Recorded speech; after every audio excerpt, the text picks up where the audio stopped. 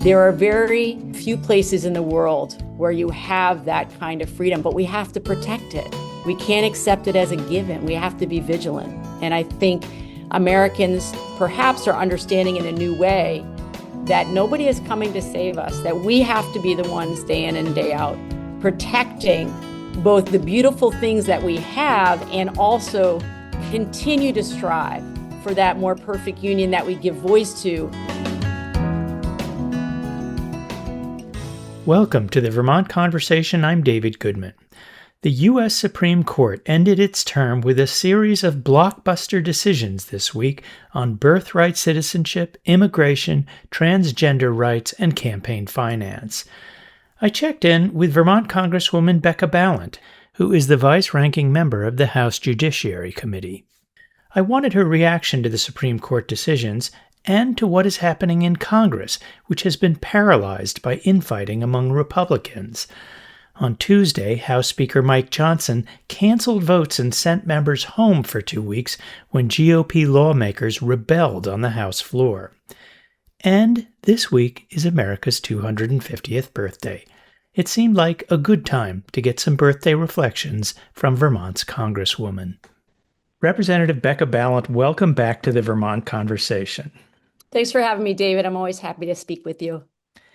I know this has been a momentous day, but really, most of all, for the country, It's about what's going on in the Supreme Court. This was the final day of decisions issued by this session of the Supreme Court. And I want to start with a temperature check. It's Tuesday. It's a few hours after the Supreme Court issued landmark decisions rejecting President Trump's executive order on birthright citizenship, allowing states to bar transgender athletes from girls' sports, and lifting spending limits on political parties, and that was just today. How are you feeling right now? I was just meeting with my team just minutes ago about some of these rulings, and from my seat on the Judiciary Committee, it's shocking to me that we ever got to this place, that we were having the Supreme Court weigh in on birthright citizenship when it is so clearly spelled out in the Constitution that everyone born here is a citizen, and there's no asterisk by it. And we have heard from legal authorities on the committee multiple times. And it was shocking to me that it was not a unanimous decision. I'm glad that... And we should say, it was damn close. It was 5-4. Well, depending on how you look at it, because some of the people who are calculating at 5-4, it's really on where people dissent on certain parts of it. So there's a way that you could look at it as well, that it's 6-3. Either way, it is too close for comfort. And it's so clear that white nationalism has absolutely taken hold here in DC, among my colleagues in Congress, certainly in the White House, and on the Supreme Court. And you see that when you don't have a unanimous decision saying, actually, the Constitution says what the Constitution says, and they're trying to redefine citizenship to leave out a whole lot of people. And look, we know that Stephen Miller wants to denaturalize citizens. Like that's where they're trying to go with this. It's not just about looking forward people who are born on within the confines of the United States. He's looking at how do we denaturalize people for reasons that we, essentially conjure up related to crimes they have or have not committed. And so it really is ground zero right now here in DC about going forward. Who do we see as legitimate citizens? I was actually watching, I have to spend time on social media looking at the opposition. I have to go to some of the dark corners of social media to see what folks are saying, either influencers, but also just Americans who are being interviewed. And I heard one man who was down in DC for the big celebration, America's Fair, which ended up being a big flop. But he was asked about this was before the ruling. He was asked about birthright citizenship, and he asked the interviewer, "Well, are you an American?" Because he clearly was not white. And he explained that he had come from another country, but he was a naturalized citizen. He's like, well, I mean, I'm a real citizen, but you're a naturalized citizen. So this two-tier citizenship is what they have tried desperately to instill in the national narrative. And unfortunately, all too many people are really giving this air. And so I am relieved about the ruling and also feel like this is not the last we've heard about this. I was a reporter in apartheid South Africa Mm. in the height of apartheid, and I got to interview the Prime Minister P.W. Botha, who was the Wow. longtime Oh, yeah. strongman of apartheid. Yeah. The very first question I came to interview him, but he Yeah. began with a question for me, and that was, "You're Jewish, aren't you?" Wow. And it was this way of organizing the world and society. Yeah. This is how he needed to establish Yes. the order around him. Yes. And I never forgot that. And you're Oh, raising that yes. just reminds me of what it was like during apartheid. Yeah, it was interesting. A few weeks ago here in DC, one of the outlets uh, went back into our biographies and put out a list of folks who were not born here. And depending on how it was spun in various outlets, I made that list because I was born on a U.S. Army base. And so my passport showed which was at that point West Germany. My dad was in the military. And the number of reporters that came up to me and were like, "Oh, well, you weren't born here. What's your take on naturalization and birthright citizenship?" And I could see them sort of reordering me in their mind in terms of also where I fit into the caucus. It was a very strange experience for me, and then have certainly my press team try to put out like, you're misinterpreting this, but also like, I don't mind if people think I am a naturalized citizen in that way. And so it has made things feel very uneasy around here for sure. And you see that going on amongst your colleagues, the kind of establishment of pecking orders, who's whatever that, Yes. yeah. So Oh, presumably white men and women are at the top of the pecking order, yes. and everyone sorts from there. Yeah.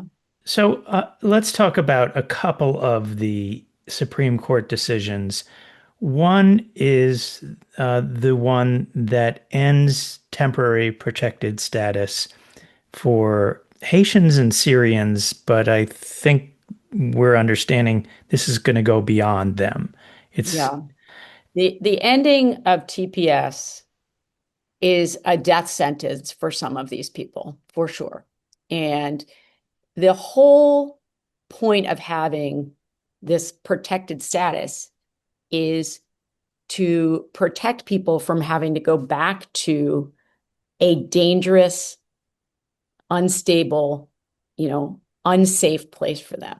And when the administration, people who had been trotted out to talk about this ruling were asked about this, well, so do you feel like, we have guarantees now that these folks are going to be safe if they are returned to their home country? And they basically said, that's irrelevant, where the whole point of it was about protected status. And I think there's so much wrong with this. It fits into the broader narrative of like who actually belongs here and who doesn't. And I mean, I thought the dissent of Elena Kagan just sort of spelled it all out, because she said, "You're telling me this isn't about race, and yet the language itself that Trump and others in the administration have used around this issue it's clearly racial language." Like, and so she really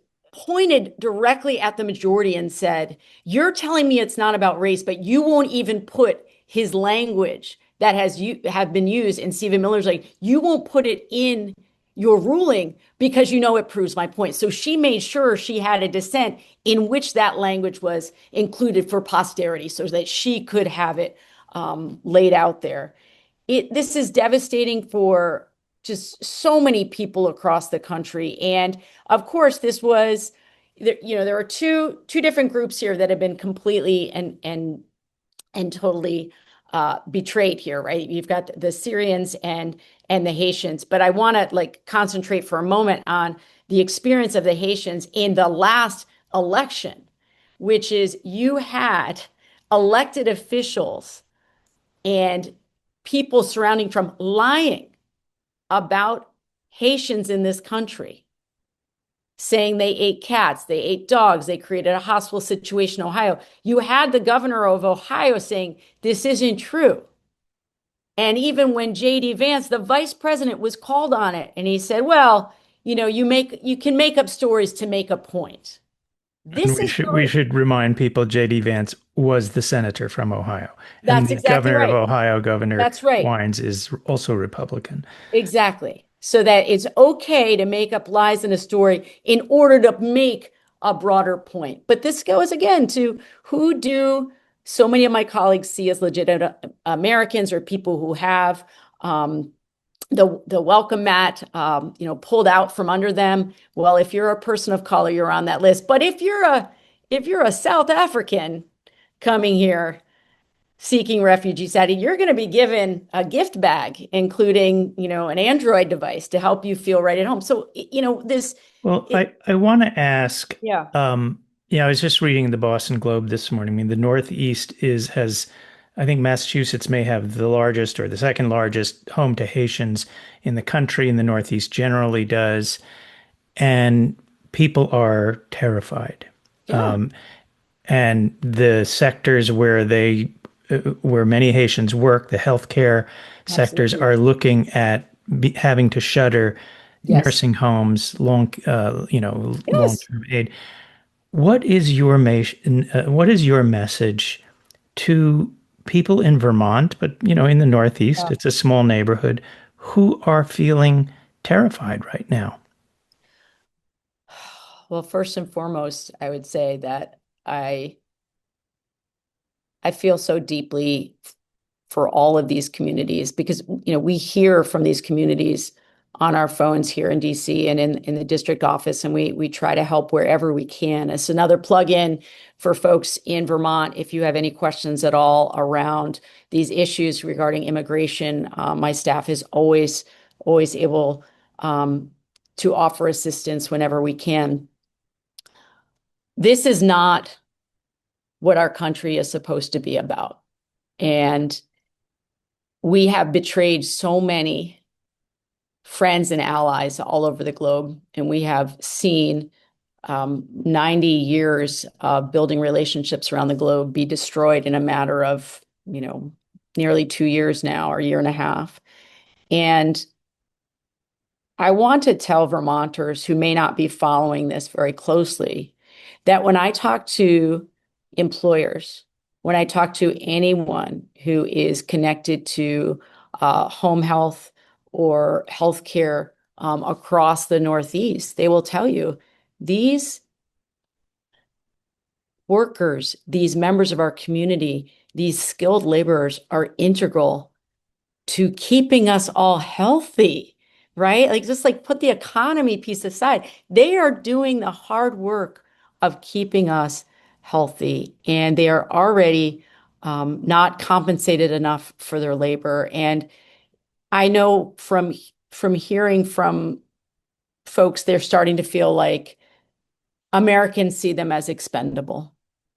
And I want people to know that your delegation, absolutely do not see you as expendable. And it is heartbreaking and infuriating that we are treating people so poorly that have contributed so much to our communities, to our states, and to our nation. And um, I know that we will get through this dark time, but for some people, it will be too late. They will already are going to have to uproot and leave. And what we need is for them to stay and continue to build a life here. And Is there any congressional action that can reverse this, that can extend protections to people who are feeling so terrified right now? yeah. So we're looking at every avenue. I have not heard from my leaders within Congress or in the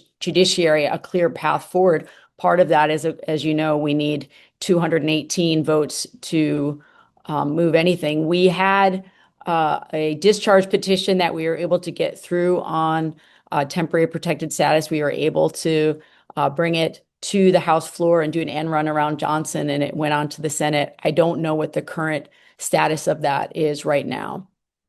Hmm. Is it time to talk about reforming the Supreme Court? Oh yes, it's past time, David. It's past time. I want actual ethics with teeth, with consequences. I want term limits. I am absolutely open to expanding the court. I think that when we have had power, have not used it to its fullest extent. I know anyone who has heard me talk in Vermont about the Supreme Court knows I still haven't forgiven Obama for not doing a recess appointment. We'd still be in the minority, but it wouldn't be so dramatic. Yeah, this court, I feel like, is beholden to white Christian nationalism right now, and it's terrifying to me. It really is. So this has begun as, this idea of reforming the court, expanding the court, Yeah. setting uh, term limits, age limits, what have you, all the variety of ways this could be done has not had a lot of support within, well, certainly President Biden was not a fan, but I Yeah. wonder, given where we stand now, given the many decisions we've now seen from this court, has that changed? Is there within the mainstream Democratic, your colleagues, is there more support for that now? I definitely hear more support than I did even when I first came in. And I think I don't think it's any secret to say that President Biden was very enamored of a time in which he felt like Republicans and Democrats could come together and find common ground. And I know Vermonters care deeply about that, and as do I, and the two senators. But we're not in that moment when Republicans are willing to do that because you have a situation where Mitch McConnell would not give President Obama his um, his time in the Senate to appoint a Supreme Court justice. And there was some idea that somehow they were going to meet us halfway. They're not going to. This particular iteration of the Republican Party is not going to do that.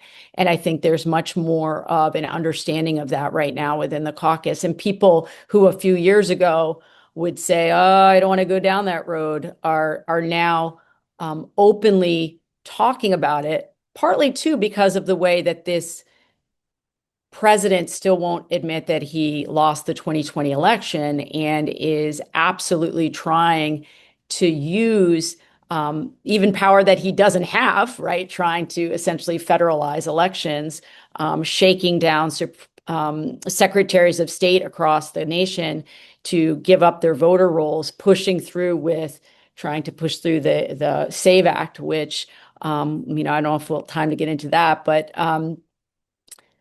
I think all of these things have led people to understand we're in a different moment and we have to be willing to do which are sort of, I won't say uncharted because it has been done in the past, but not for a long time. And that scares people, change scares people, but I definitely see more of a willingness to have that conversation at the very least. And many of us who will be pushing on the inside to really make the changes that are needed to fully represent the country. That's not the court we have right now. Do you have a preferred route to court reform? I would say any and all. I mean, I am absolutely, um, I know that there are certain things that are lower hanging fruit that we're much more likely to get done right off the bat. Ethics reform, I want to see Congress be much more heavy-handed in the authority that we give the Supreme Court to make decisions on the shadow docket. That is authority that we have used in the past. There are so many important decisions that are being, and for people who are listening who don't know, there is this other form of decision called the shadow docket, which doesn't actually involve any kind of public deliberation. And we can, within our authority, put restrictions on what cases that can come up and be decided through the shadow docket. Certainly, I think we absolutely need term limits, and it is, I think a lot of people have said, well, where do we set the parameters of court expansion? But I feel like the fact that we're even having this conversation in my circles in the caucus is a step forward, that this is not where people were even a few years ago. You mentioned the SAVE Act. This has part of the tumult in the House, part of what resulted in you getting an unexpected vacation last week, getting Yeah. sent home, Yeah. was that the House could not conduct business because the president would not sign a bipartisan housing bill. And I Yeah. know bipartisan anything is the rarest of It birds. is. It is. It is the Could rarest you of birds. explain for people Yeah. what is going on? What is the SAVE Act? And what prospect does it ever have of becoming law? So, first and foremost, what I want Vermonters to know is the SAVE Act is not a voter ID law. It's often talked about in the press as if it's a voter ID law. It's not, and let me explain why. If it were a voter ID law, any Vermonter could show up with a real ID when they go to vote and they say, I am David Goodman, here's my real ID, match it with the voter rolls, here's your ballot. That's not what this is. This is about voter registration. And so your real ID is not good enough now under the SAVE Act to register to vote. You would have to produce a real ID plus additional documentation to say actually the real ID is correct. And so those two names need to match. Okay. And maybe for you, if we got your birth certificate, it would say David Goodman, it would match your real ID. For many people, it doesn't match. For anyone who has gotten married and changed their name, if you are a trans American and you change your name or your gender marker, you're not going to be able to produce a birth certificate and another form of documentation that matches. And what my Republican colleagues will say is, well, everyone just needs to produce, because there's sort of like the superseding ID that you could use, the one ring to rule them all. If you have a passport, then that would count, that you could register with a passport. The problem, of course, is tens of millions of Americans do not have a passport. It costs a lot of money to get a passport. And even to get a passport, you need to locate all those other forms of documentation in order to get a passport. Now, the most recent scuffle over this, before he held the housing bill hostage, you had the leader in the Senate, John Thune, say to the president, the votes are not there. We're not passing the SAVE Act. Not today, not next week. The votes aren't there. We don't have a 60 vote threshold. We're not doing it. And of course, Trump threatened him with all kinds of things. He said, you need to blow up the filibuster. He said, I'm not blowing up the filibuster over the SAVE Act. We're not doing this. It's done. It's dead. So he decided he was going to hold this bipartisan housing bill, which we all want, right?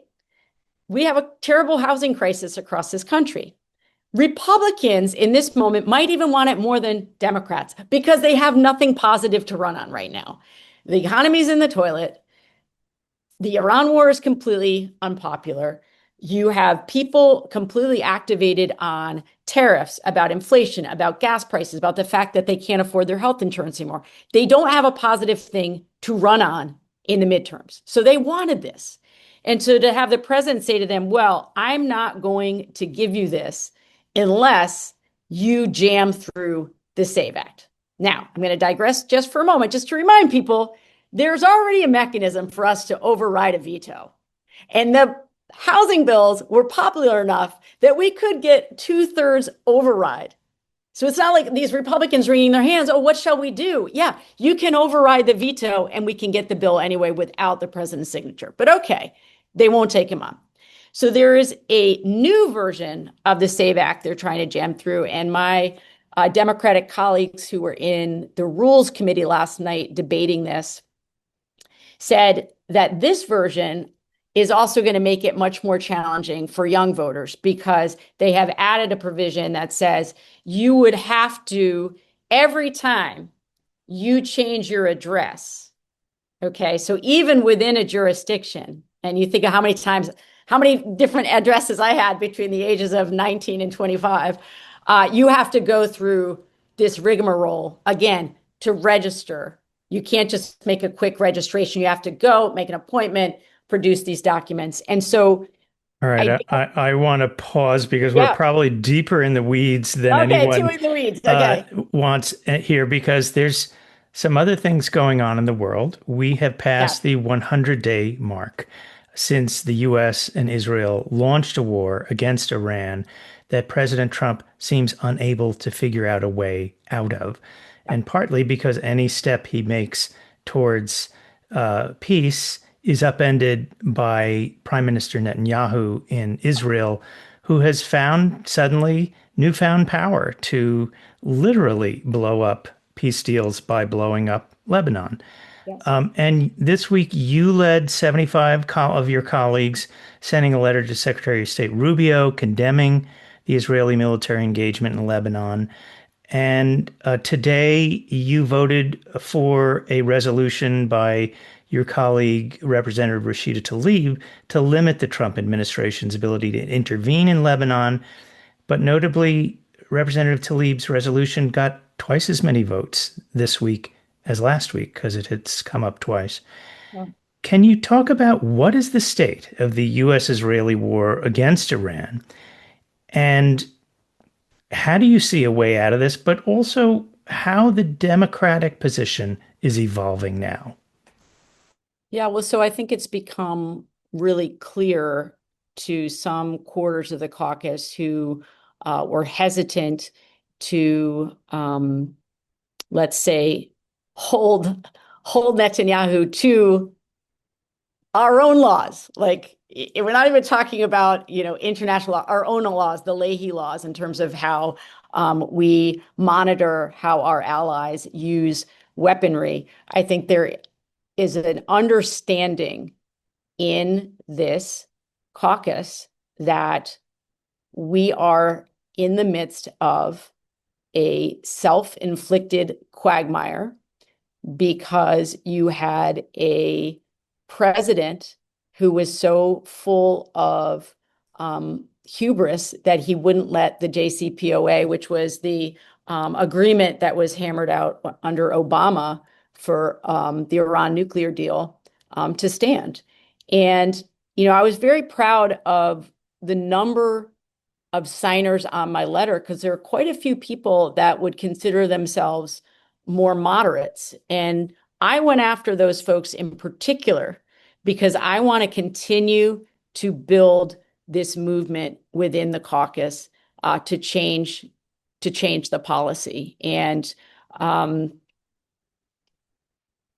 I think people are certainly understanding that in this moment that the majority of Americans are not comfortable with the way the United States has been supplying military aid to Israel, and that has changed pretty dramatically in the last year and a half. And again, even people in the caucus in the past who have been sort of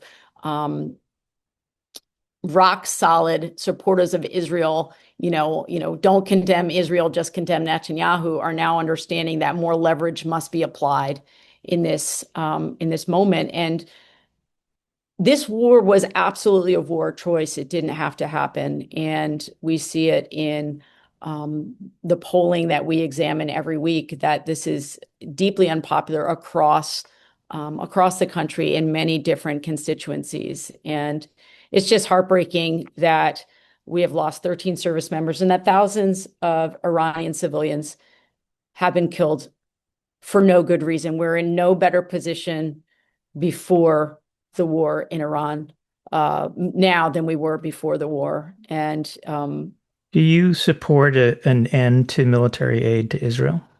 I have voted against sending military aid to Israel. Certainly will continue to support those initiatives to hold Israel to our laws. And there may be another opportunity coming up soon to make another statement on that. We have gotten so far away from our own ideals and laws when we do not more deeply examine this relationship. And the reason why, David, I think it's so hard. I want to speak directly to some of the people in Vermont who've been very angry at me for supporting the Block the Bombs legislation, supporting initiatives to prevent sending more military aid to Iran. Oh, excuse me, to Israel. And I had a man in a town hall probably a month ago, and he was so angry with me, so disappointed in me. And he was essentially saying, how could you? How could you call it a genocide? How could you, given your family's history, that you lost your grandfather in the Holocaust? How could you do this? That it's a deep betrayal. And I think what's one of the hardest things for us to do is to reflect deeply and trust our eyes, trust what we're hearing. That I don't know how you can look at what is happening and what has happened in Gaza and what continues to happen in the West Bank. I mean, it's a bunch of terrorist vigilantes in the West Bank. And now what I see is indiscriminate bombing in Lebanon. I don't know how you can look at that and think that we're on the right track. So, Representative Balint, we are speaking on the 250th anniversary of America. What does the 250th anniversary mean to you? So I've been thinking about this a lot because all over DC, there's the bunting and the banners, some for America 250, some for Freedom 250, which is Trump's competing celebration. And I keep thinking about how there are so many of us who in this country have never felt like we were given all of our rights, given all of the opportunities here. So growing up as a gay woman, like I always felt like a second-class citizen. I never imagined that there would be a time when I could marry my spouse. I never imagined that I would have employment protections. And so it has always been a work in progress. It has always been a heartbreak. It has always been a place where I never felt fully valued. And so when you grow up in that environment and feeling that way, I do think there is a sense of, yeah, it's always been a work in progress. It has always been a disappointment. And yet the framework is there for us to continue to make it a country more in line with our values. And certainly I know from talking with other members of the caucus, whether it's the Congressional Black Caucus or the Congressional Hispanic Caucus, or I have a dear friend who is of Japanese descent, and we talk about what it means for her celebrating the 250th, knowing about the Japanese internment camps. And so it is both things. It's a yes and. It is, this country is going to break your heart, and also the freedoms that are guaranteed in the First Amendment are an incredible, beautiful thing to behold. And there are very few places in the world where you have that kind of freedom, but we have to protect it. We can't accept it as a given. We have to be vigilant. And I think Americans perhaps are understanding in a new way that nobody is coming to save us, that we have to be the ones day in and day out protecting both the beautiful things that we have and also continue to strive for that more perfect union that we give voice to, but we don't always think that we have to have the skin in the game. We all have to have the skin in the game. And that's essentially why I ran for Congress, to have the skin in the game and to keep fighting that fight. Well, Representative Becca Balint, I want to thank you for joining us again on the Vermont Conversation. Thank you, David. That was Vermont Congressional Representative Becca Balint. That does it for this week's Vermont Conversation. I'm David Goodman. Thanks so much for listening.